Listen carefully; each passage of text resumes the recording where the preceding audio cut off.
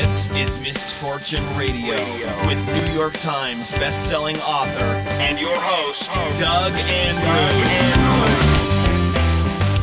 You know, last week I told you the story of the hot dog stand owner, and I love that. I wrote that in my first book that, there was this gentleman who really had it together, and he over the years had built up an incredible reputation. He had such a positive attitude, and he had this little hot dog stand, and he just had these special, dogs that he would prepare with all the trimmings and all of this little special additions that he would do. But more important than that was his attitude. People just loved to come to his hot dog stand because he had a positive attitude. They loved to be around him, a positive, upbeat person.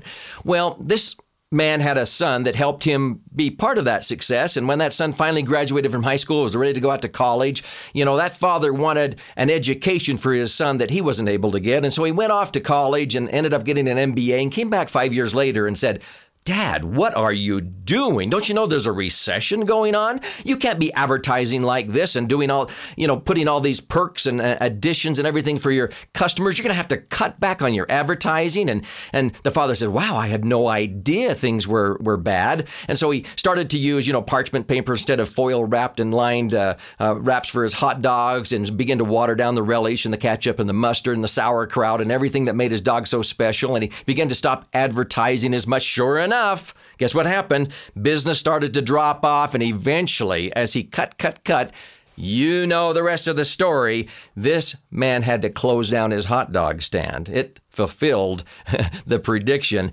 but he gave in to that mentality from his son.